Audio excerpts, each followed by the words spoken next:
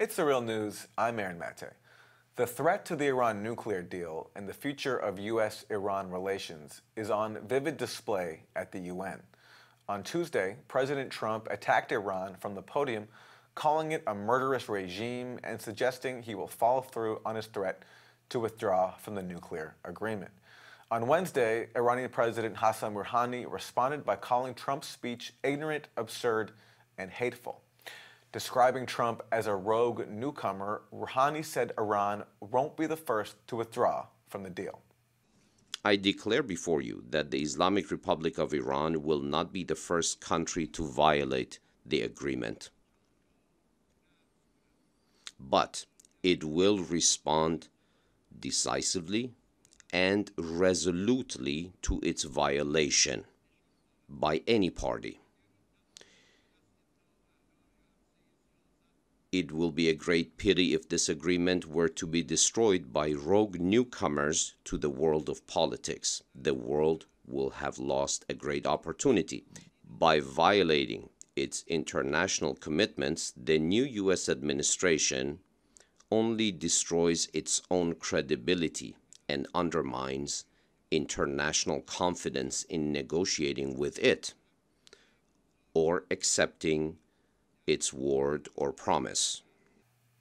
Rouhani's speech comes as Trump has told reporters he's already made a decision on the deal's fate, but isn't ready to reveal his decision just yet. Will you remain in the deal? Have you decided to stay or to leave? Well, I have decided. Okay. Can you tell us what your decision is, sir? I'll let you know. I'll let you know. Thank you. If Trump has chosen to undermine the nuclear deal, he'll have an opportunity to do so in October when he faces a new congressional deadline to report on Iran's compliance.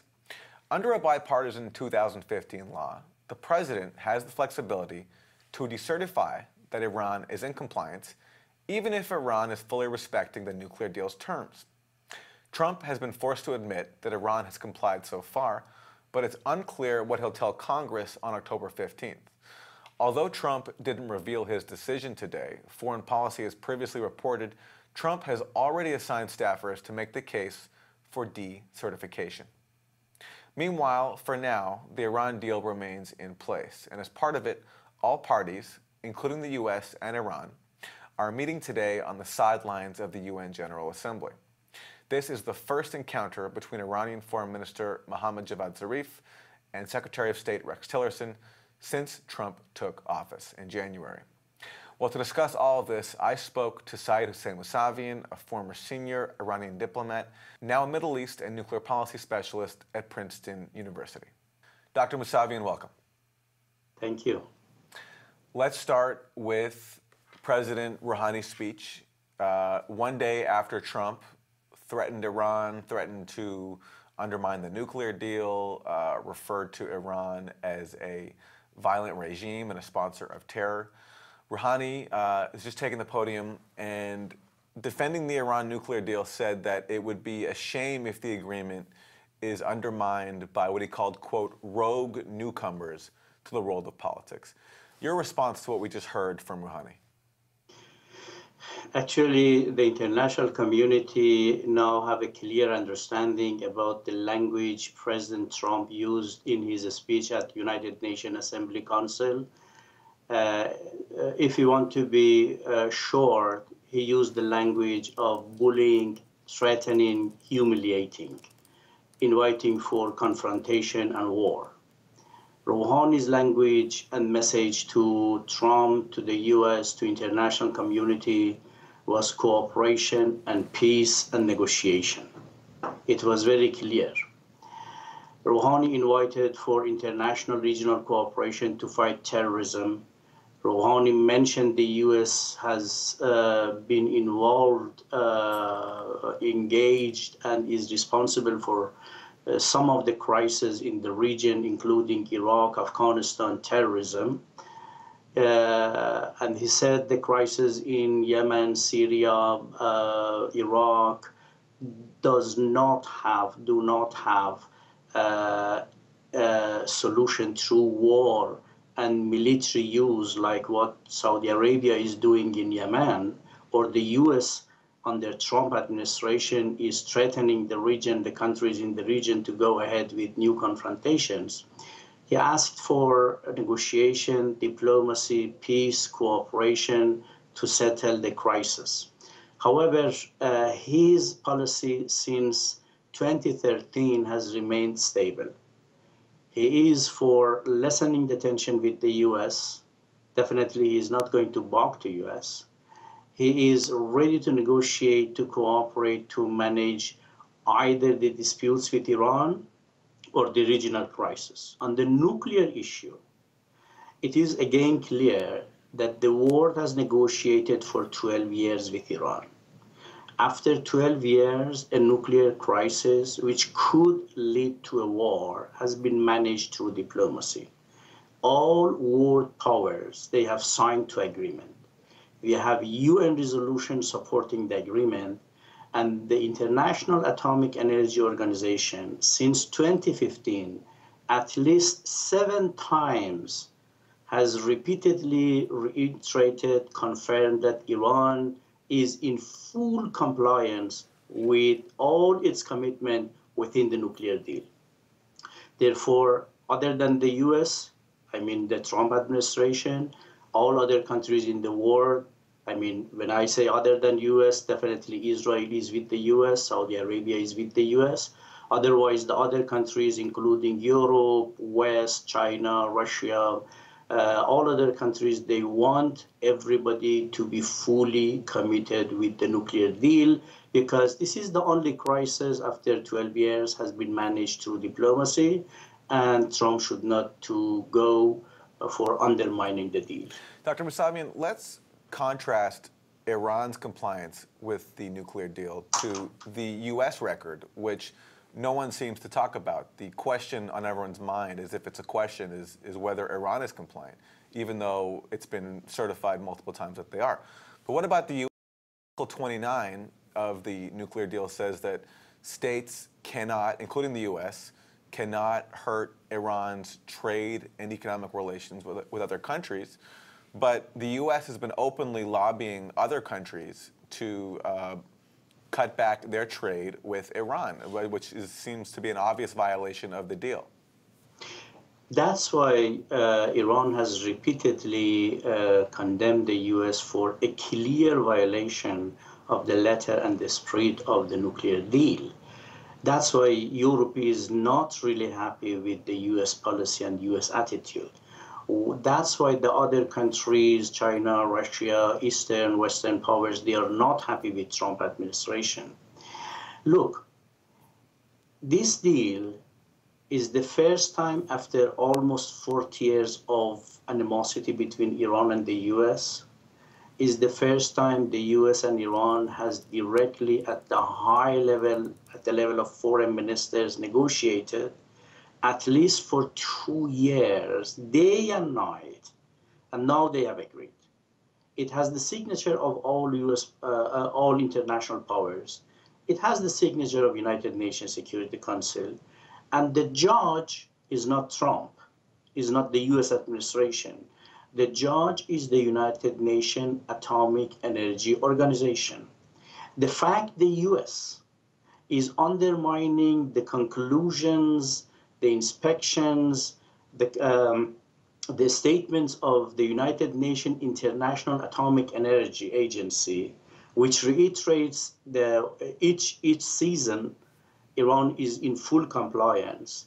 This fact shows the US really is violating the international rules, norms, regulations. The US is going to block the economic relation of the world with Iran, which is definitely a clear violation of the nuclear deal, because the nuclear deal insists Iran should be able to benefit the economic relations, trade relations with the other countries. If the US does not want, this is another issue. But the US cannot disturb Iran international community business. Mm-hmm. So listen, let's talk about the implications of the U.S. undermining its commitment to the agreement.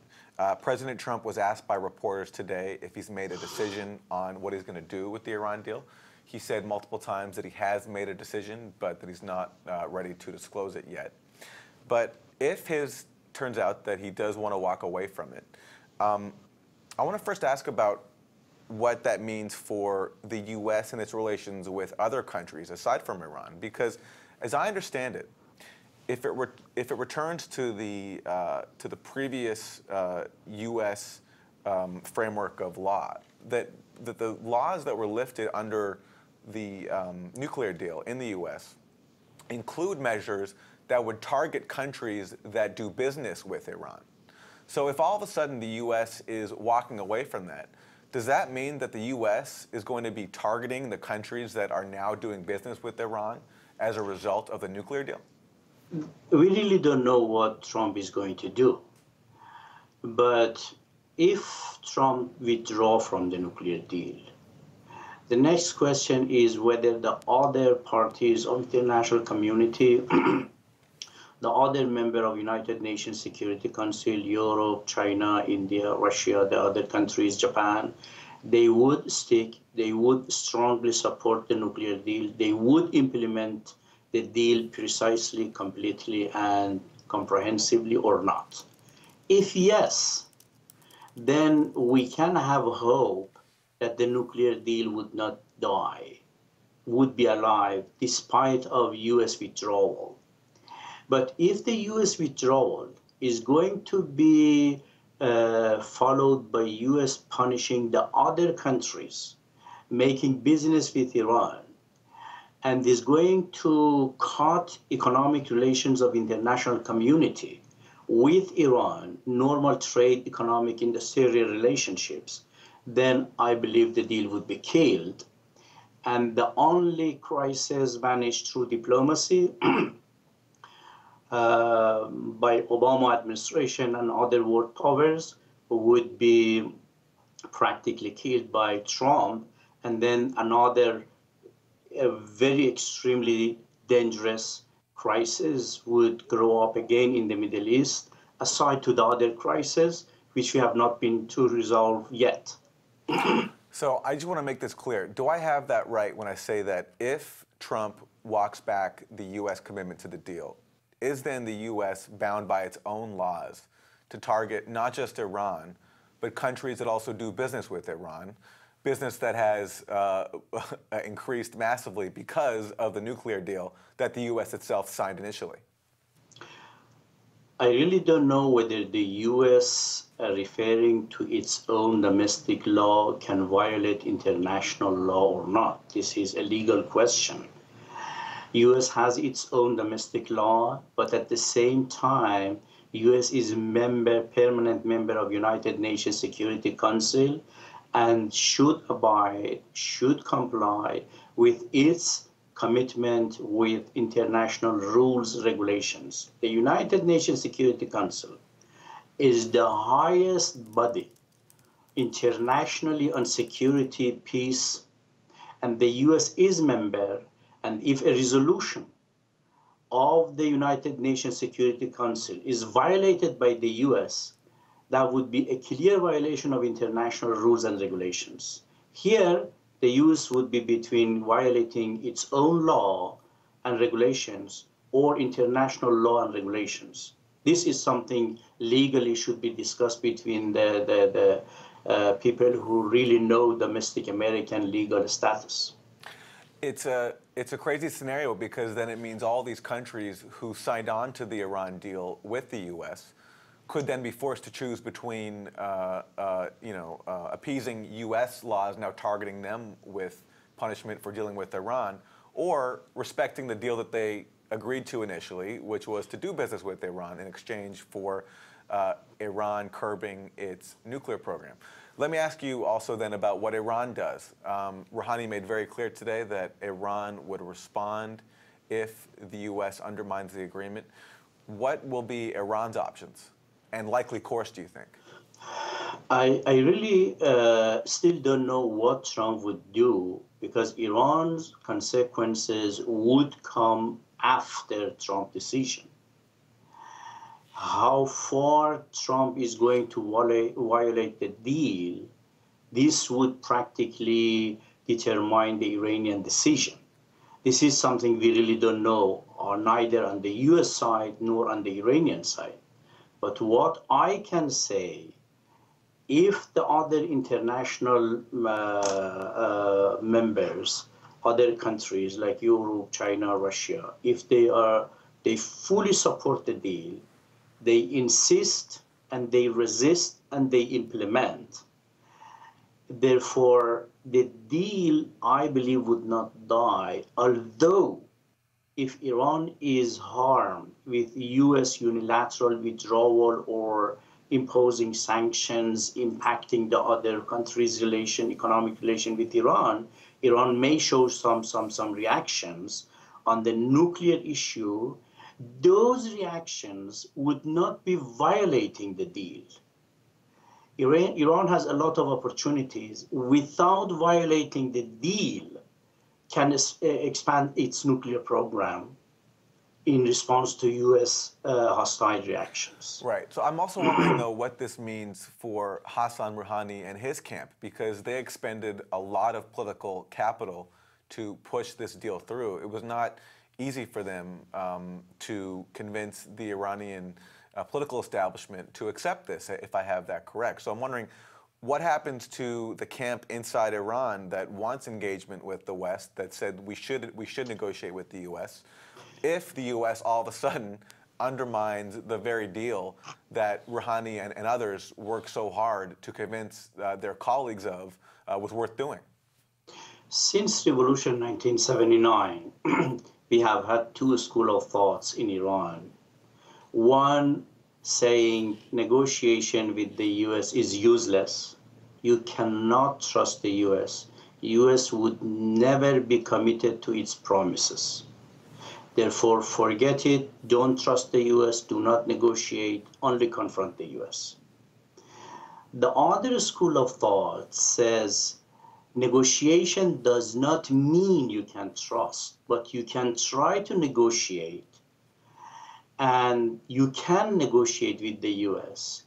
If a deal reached, then we would see whether the U.S. would comply or would violate. If violates, then we would stop continuing further negotiation with the U.S.